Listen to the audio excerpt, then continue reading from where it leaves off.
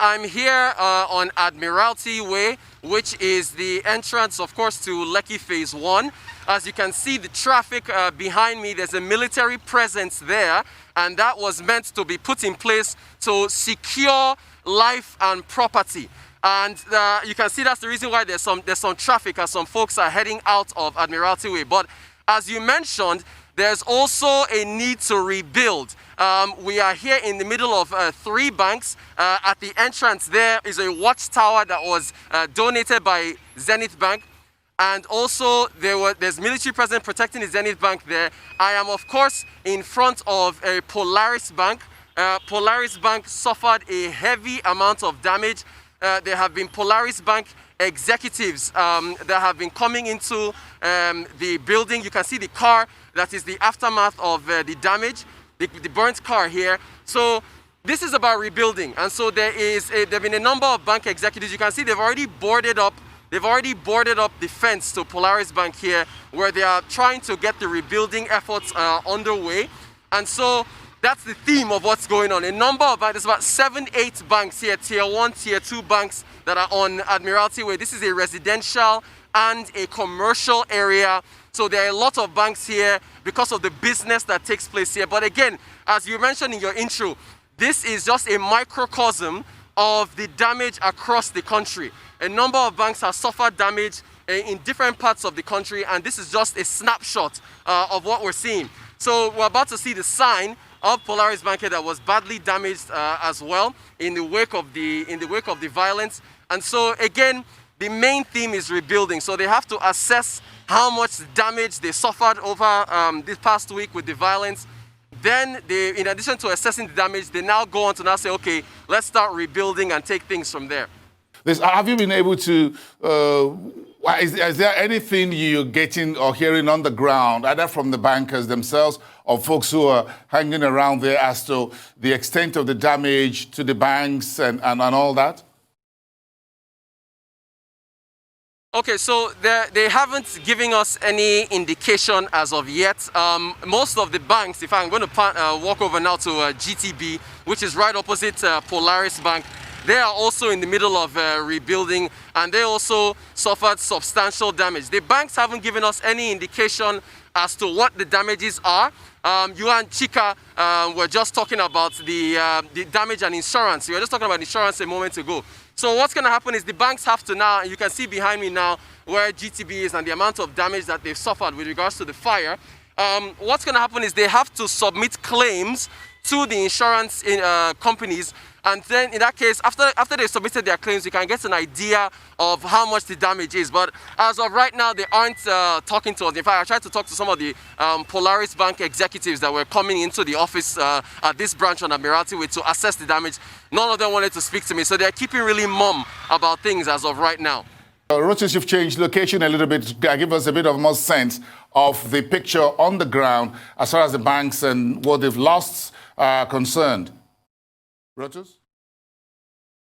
Yes, yes, Bosun. Yeah, we've now moved further up Admiralty. We're close to the roundabout, the Lekki-Ikoyi Link Bridge. We're close to there. We're at the Access Bank location now. So we've moved further up. You can see the extent of the damage. The glass has been broken. They've also, you can see the scaffolding that's been erected. They've also started repair work as well, just like they are at the GTB further down and also at the Polaris Bank. So again, the theme is rebuilding, but you can see the extent of the damage at the Access Bank building here, large 2-story building here, also on Admiralty.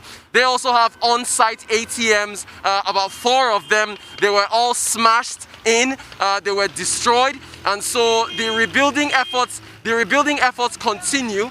The rebuilding efforts continue here at the Access Bank building that is here, and it is again a continuing theme again of the number of banks that have suffered damage at this area. Yes, Rotus, I'm sure what you see there, I'm not sure there'll be any sign of any bank workers around there. I'm sure they will all be asked to stay off right now. Well, what are you noticing at the current location where you are at the Access Bank branch? As I'm talking to you, somebody's trying to drive in here. Chika was talking about people who are looking for ATMs. There's a customer who just tried to drive in, and security has told them that they can't get in. This place is inaccessible. So it speaks to the fact that there are a number of Nigerians that are trying to get access to cash, and they can't get access to cash. So it looks like people are driving from one bank to the next, trying to get access to cash, and as I was just talking to you, they were just turning someone away. So they have to rebuild as quickly as possible, because these are critical branches that are required for the amount of business that this area gets. And again, this is just a personification of what's going on around the country. Okay. Rotus Oddiri, who is joining us back from yet another location, still on the spot assessment and counting the costs, in particular for the banking industry this Monday morning. Rotus. Yes, Bosun, a very great conversation you just had there as far as insurance is concerned. We are now at UBA, and there's some good news here. This UBA branch, also on Admiralty, was also hit by the vandals.